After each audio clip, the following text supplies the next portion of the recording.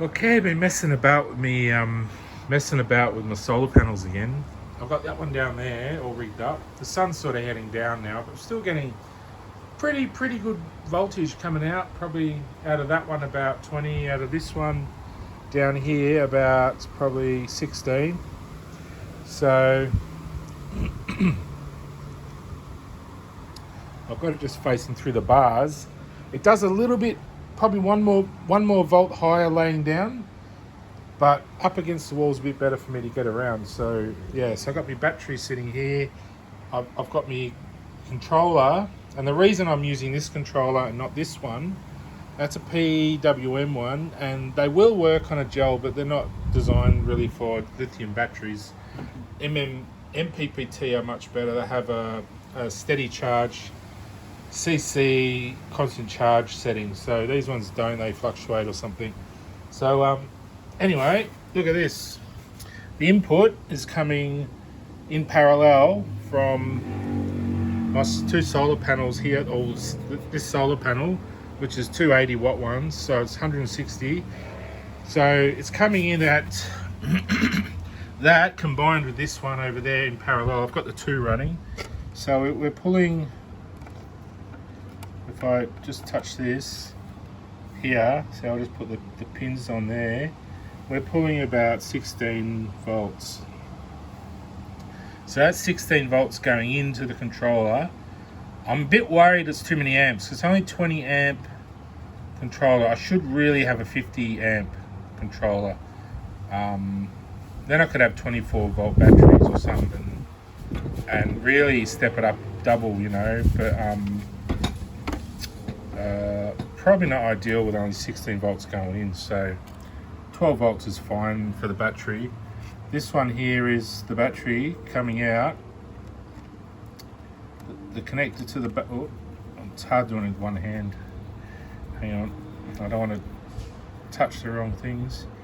So touching these two here in the middle, we've got 12.8 volts to the battery, so that's about right. So that's charging the battery, so the battery light's flashing. We got a steady solar there, 16 volts, so the solar green light's on. The load light is the fridge over here, so that's on. That's charging up to and running, so this is the load. And the load's just under 12.8, so it's 12.7. So that's good, that's a steady 12 volt. I need to measure probably the amps. I think I can do that by taking one of the connectors off. You got to measure the amps in series, so you can't do it in parallel across the terminals apparently. So if I take this one off, this one here, I can measure the amps. No, actually probably the battery one would be better. Then I can put this in series and measure the battery voltage. So I'm just going to switch all this off. I'll take the battery terminal off. That'll stop the circuit, and then I'll just unscrew that one there, this one here, and I'll run this in series. So I'll measure it like that. So the black at the back and the red on the line. So it depends which way. If I do it that way, it'll be negative, or that way it'll be positive. So it'll tell me the reading either way. So if I've got it the wrong way, I can tell if it's negative or positive reading on my ammeter or voltmeter. So yeah, just switch it to either 20 volt or 200 volt DC this side, and you have your connectors on COM, the black one, and then the voltage one there. Oh, hang on. That should be DC, shouldn't it? It should be that side, I think. Hang on. 10 amps, milliamps. Oh, shit, maybe I've got on the wrong one. Hang on.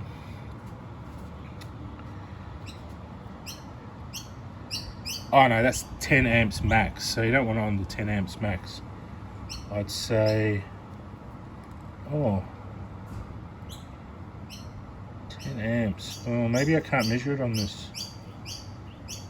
That one's milliamps, so 200 milliamps max.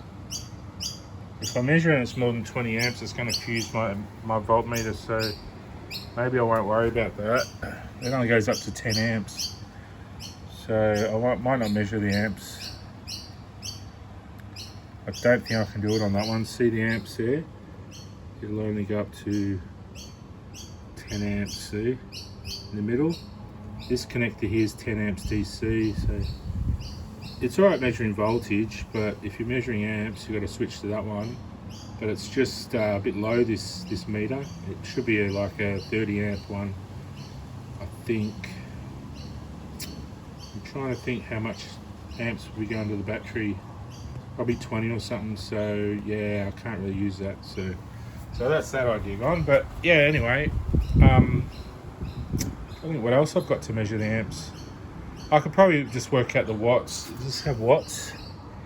No, it doesn't have watts, not a watt meter.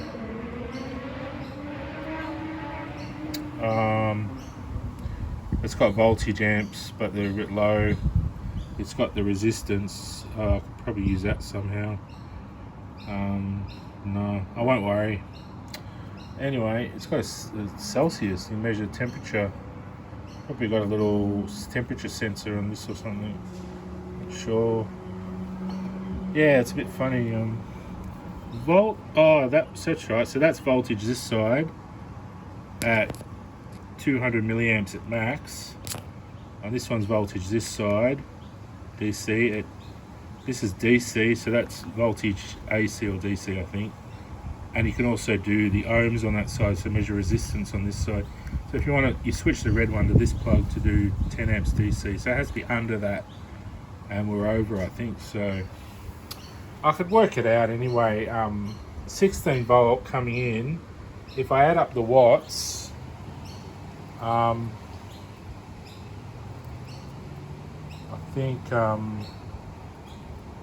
yeah, because when you're putting the voltage, measuring the voltage on this, it will go to the lowest voltage, and that one's probably more.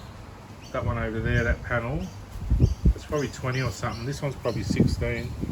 So it will favour the lower voltage to be the same. So both will come through at 16, but the amps will add up. So I think we're all right, because this charged controller has a 30 amp fuse switch on it. So or failure sort of settings. So at 30 amps, 20 amps is what it's supposed to run at. Oh God, this focus is shocking on this. 20 amps is what it's supposed to run at. You can see under MPPT, 20 amps. So at 20 amps, under that, it'll run fine. Over that, up to 30, it will drop the amps down to 20. So if it's running at 25 amps, it'll drop it probably down to 20 or 25 or something. If it's over that and up to 30, it'll switch off. So it has a 30 amp failure protection line in it. So it's running fine. I don't think there's any worry there. So, and as the sun goes down, the voltage will drop, the amps will drop a bit, the wattage will drop a bit, and we'll be in the safe zone again. It was a really, really stinking hot day, and we're in the bright sun. I'd probably really want to get a bigger one, a 50 amp, to be safe. But under this shady area here, I'm not too worried, you know. It's pretty poor power coming through. It's pretty weak, so 16 volt, yeah. Less than 18 volt panel, because we're running straight through, not off this. This is 12 volt, but we're bypassing that straight to this. So this is running straight out of 18, but it's probably there about 16 because it's in the shade a bit. So that's really great. I'm so happy I can leave that there and know I'll get at least 16, maybe even up to 18, and not have to lay it out. You know, I can just leave the chair there, and I'll pack it in a bit tighter. But yeah, I can put it away like that. Maybe look, if it rains, it's not so much of a worry. You can just like lay a piece of plastic across the back, and the front will be fine. Just if you want to protect the wires a little bit. Yeah, I was into these big ones today, but they're pulling only 2 volts. I think there's something seriously wrong with the wiring. I think it should, sitting out here, be running more than 2 volts on a panel that size. You know, it's almost a meter or two too high. You know, it's like twice as big as these ones. You know, like they're actually 145 watt each. So, and they're up to like 20 something volts or something, I think, or it's quite big really. Like 145 watt just for that, and this one's 240, that one's 160.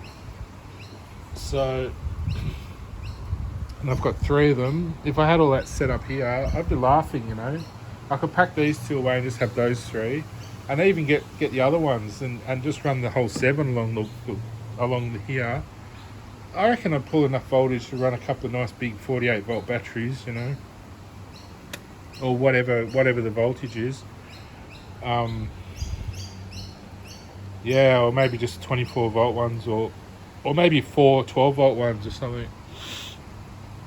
So yeah, we'll leave it at that, and yeah, everything's good. It's all charging, I think. That one's charging up, so that's good.